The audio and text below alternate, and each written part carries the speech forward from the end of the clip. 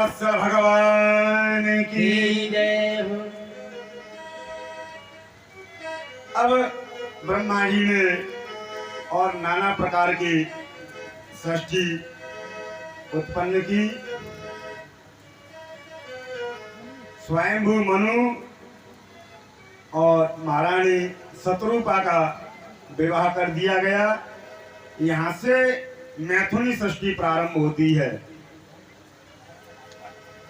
उनके दो बेटा थे, प्रियव्रत और उत्तानपाद, और 3 बेटी हैं, आकुति, देवहूति और प्रसूति। अब बेटी होती है, सबसे पहले चिंता होती है तो बेटी को ब्याह करना है। और पहले समय में तो 9-10 साल की बेटी की शादी हो जाती, अब कतई तो पुलिस ही पकड़ ले जाती। ब्रह्मा जी के जो मानस पुत्र हैं कर्दम मुनि, बिल्कुल मनो है ब्याह को, तो ब्रह्मा जी ने कहा तपस्या करो, विवाह हो जाएगा। ठीक है, तपस्या करेंगे। कर्दम मुनि तपस्या कर रहे हैं विवाह की काज है।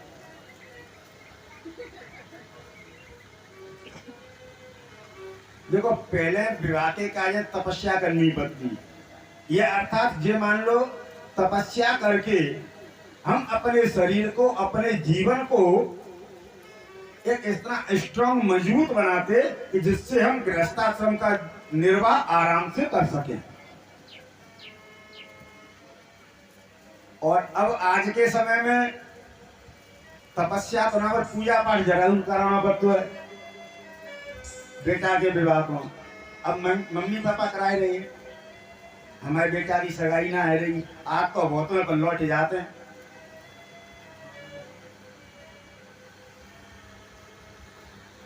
कर्दम मुनि ने 10,000 वर्ष तक तपस्या की। मनु महाराज अपनी पुत्री देवहूति को लेकर के और कर्दम मुनि के पास में गए। भगवान इधर प्रसन्न होकर के कर्दम मुनि से पहले ही कह आए, बोले तुम्हारे विवाह की नींव लग गई, तुम्हारी धर्म पत्नी वहां से चल दी है, आने वाली है 1-2 दिन में। कर्दम मुनि बोले महाराज आप कह रहे हो तो मन तो नहीं हो। भगवान ने कहा मन नहीं हो तो मना करे आगे। नहीं महाराज आप कह रहे हो तो ब्याह कर लेंगे। मनु महाराज अपनी पुत्री देवहूति को लेकर के आए कर्दम मुनि के आश्रम पर। शत्रुपा जी साथ में हैं। तो देखिए, एक सिद्धांत है, नियम है, अतिथि देवो भव। हमारे दरवाजे पर कोई आता है तो हमें उसका स्वागत करना चाहिए। स्वागत के लक्षण क्या है? स्वागत जी ना कि हमें रबड़ी लेके आवे या काजू कतरी हो तभी स्वागत होए। सबसे पहले मीठी वाणी से बोलना चाहिए। उसके बाद से आओ बैठो। अरे हमारे पास सोफा है तो हम सोफा पर बिठा लेंगे, नहीं चटाई है तो चटाई पर बिठा लेंगे। प्रेम से बोल करके बिठा लो, हर आदमी सब जगह बैठने को तैयार है। कर्दम मुनि ने 3 आसन बिछाए। तो 3 लोग आए थे तो तीनों के लिए अलग अलग आसन बिछाए। मनु महाराज के लिए, शत्रुपा महारानी के लिए और देवहूति जी के लिए। मनु महाराज अपने आसन पर बैठ गए, शत्रुपा महारानी जी बैठ गई। क्योंकि दामाद तो एक बेटे के बराबर मान लो, कोई बात नहीं है, उसके बिछाए पे तो बैठ सकते हैं। अब देवहूति जी ने विचार किया कि मेरे विवाह का प्रस्ताव इनके साथ चल रहा है कि मेरा विवाह होना है, और इन्होंने बिछाया है आसन। आसन बिछा के कहा है कि बैठो। अब मैं इनकी बात नहीं मानती हूं, तब भी गलत है। तो मेरा विवाह की बात चल रही है, इनके साथ विवाह होना है, तो इनकी इस आज्ञा का पालन नहीं किया और बैठी नहीं में, तो पति की आज्ञा का उल्लंघन होगा। और इनकी आज्ञा मान करके मैं बैठ गई तो पति के बिछाए हुए आसन पर बैठे हुई तो पतिव्रता धर्म का उल्लंघन होगा। बड़े धर्म संकट में कि तो क्या करें। तो आज की बात होती तो तुम ऐसे रोज बिछाएगा, फिर तो कोई बात ही ना है। अन्य बेटों का चंद्र खराब है, इतनी तो होती है रोज। देवभूति महारानी ने अपनी सुंदर बुद्धि का परिचय दिया कि जिससे पति की आज्ञा का उल्लंघन भी नहीं होगा और हमारा धर्म भी नष्ट नहीं होगा। उस आसन पर अपना हाथ रखा और आसन की बगल में नीचे बैठ गई। उनके बिछाए हुए पर बैठी नहीं और ये आसन मुझे स्वीकार है। कर्दम मुनि ने सोचा कि पहले लक्षण तो अच्छे हैं। उनका विवाह कार्यक्रम संपन्न हुआ। इसको कहते हैं ब्रह्म विवाह। बेटी के माता पिता बेटी को लेकर के बेटा के घर गए और वहीं विवाह करे आए। अब जो रह रही है ना, जिसे ब्रह्म विवाह है रही, लेकिन मनु महाराज केवल पति पत्नी दो ही गए, बस भर के नहीं गई। विवाह 8 प्रकार के होते हैं। ये मनु महाराज का कर्दम मुनि का विवाह हुआ, ये ब्रह्म विवाह है।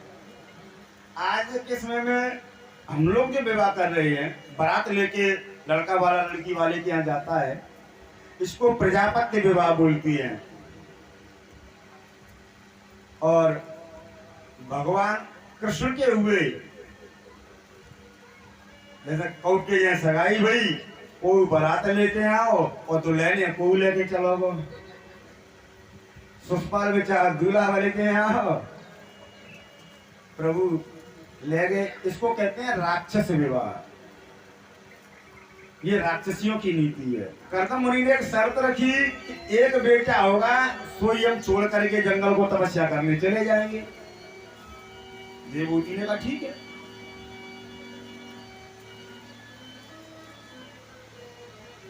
अब बेटा बेटी तो हुए नहीं। विवाह के बाद में प्रातःकालीन हुआ, स्नान इत्यादि करके संध्या करने बैठे, प्राणायाम चढ़ाया, समाधि लग गई।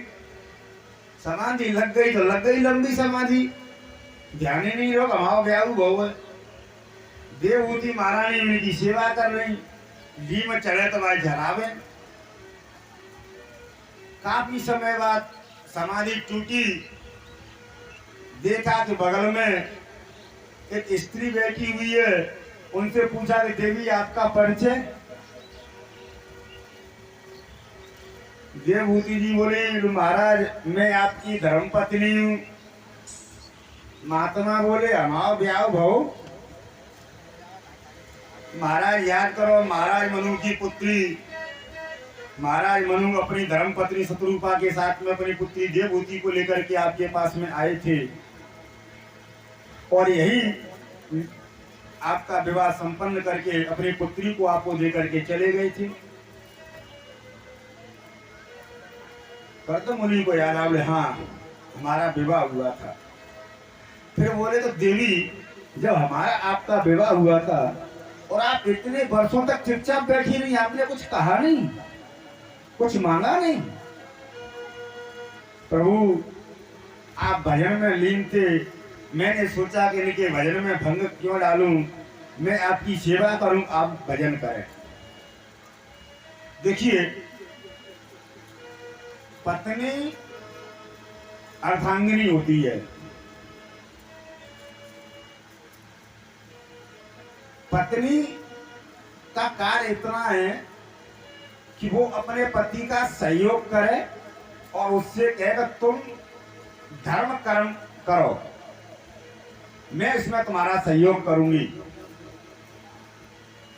तो पत्नी है तो आधा पूर्ण 50% वैसे ही है, गॉड गिफ्ट है।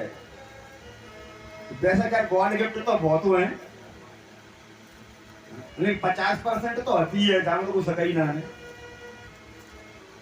सिर्फ सहयोग करे, उसको सहयोग करना चाहिए, प्रेरित करना चाहिए। आपको आज मंदिर जाना चाहिए, आज नेतमपुरी बाबा के दर्शन करे आऊ, आज बगिया भाई हनुमान जी के दर्शन करे आऊ, आज राधा कृष्ण के दर्शन करे आऊ, आज खरकंडा मैया के दर्शन करे आऊ। प्रेरित करो। अरे दर्शन करने का जो लाभ होगा वो होगा, जितना होगा उतना होगा। घर बैठे गपश आके तो अच्छे ही है। भागवत की कथा में जाऊ सुनवे,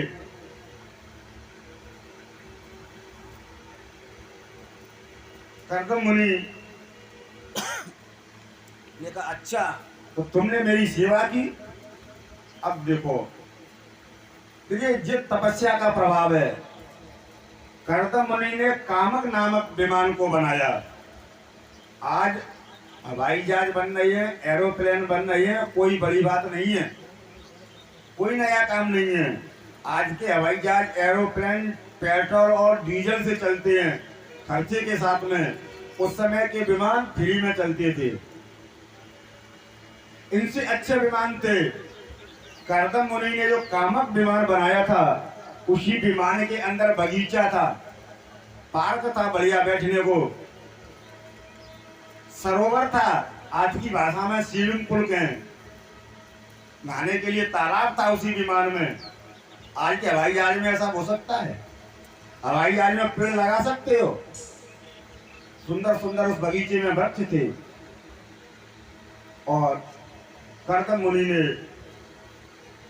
महारानी देवहूति के साथ में सुंदर विहार किया और उनके 9 पुत्रियों का जन्म हुआ।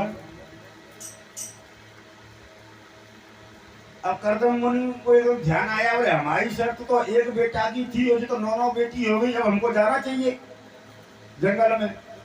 बोले देवी जी हम तो तपस्या करने जा रहे हैं। देवहूति जी बोली महाराज बेटी तो परावधन है, आप चले जाओगे तो मैं अकेली इनको विवाह कैसे करूंगी, इनका विवाह कीजिए।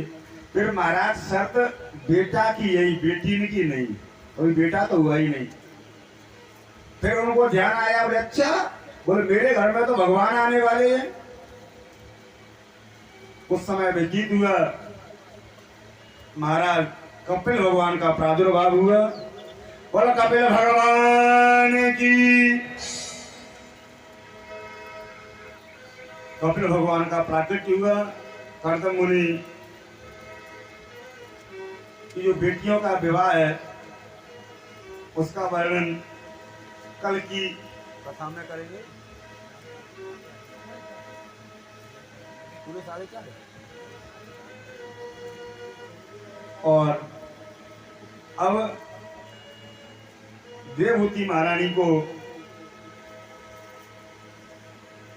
कपिल भगवान के साथ में, जब देवहूति जी को पता चला कि साक्षात ब्रह्म है, उन्होंने उनकी स्तुति की, स्तवन किया, पूजन किया। और कपिल भगवान ने भैया देवहूति को सुंदर ज्ञान का उपदेश दिया, सांख्य शास्त्र का उपदेश दिया। कहा बोल माँ ये जो जीव है ना, ये जीव पुरुष के द्वारा माँ के उदर में आता है, एक दिन में बुलबुले के समान बनता है, फिर बेर के समान बनता है, फिर अंडे के समान बनता है, 3 महीने में ये अपना स्वरूप ले लेता है और उसके बाद ये दक्षिण कुक्षी में चला जाता है।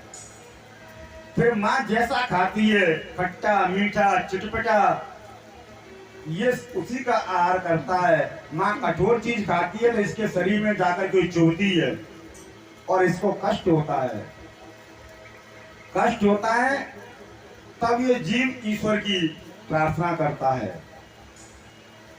तो महाराज अब तक जो किया वो किया, अब मैं ऐसा नहीं करूंगा, अब ऐसा भजन करूंगा कि द्वारा इस 84 के चक्कर में नहीं आना पड़ेगा, द्वारा गर्भ में नहीं आना पड़ेगा। क्यों? कि गर्भवास समम दुखम न भूतो न भविष्यति। गर्भ के समय में जितना कष्ट होता है उतना कष्ट जीव को कभी नहीं होता। ठीक है। जो कह नहीं सकता, बोल नहीं सकता। माता जैसा आहार करती है वैसा उसके शरीर को चुभता है, पाता है। और एक और बात, गर्भिणी स्त्री जैसा आचरण करती है, मैं उन माताओं से कहना चाहता हूं जिनकी बहू और बेटी गर्भिणी होंगी, जन्म दे बालकों को जन्म देंगी, वो और अपनी बहू और बेटियों को इस तरह का आचरण बनवाए सिखाएं। वो ज्यादा से ज्यादा गर्भ के समय में भगवान का नाम संकीर्तन या अच्छी पुस्तक पढ़ें। अगर माँ मोबाइल पर कार्टून देखेगी तो बेटा तो कार्टून जैसा होगा। माँ रोज खटपाटी लेके लेटेगी तो बेटा उसका आटा ताई होगा, वो भी रूठेगा। क्योंकि माँ जैसे लक्षण करती है, माँ जैसा आचरण करती है उस समय पे उसके ऊपर वैसे ही लक्षण व्यतीत होते हैं।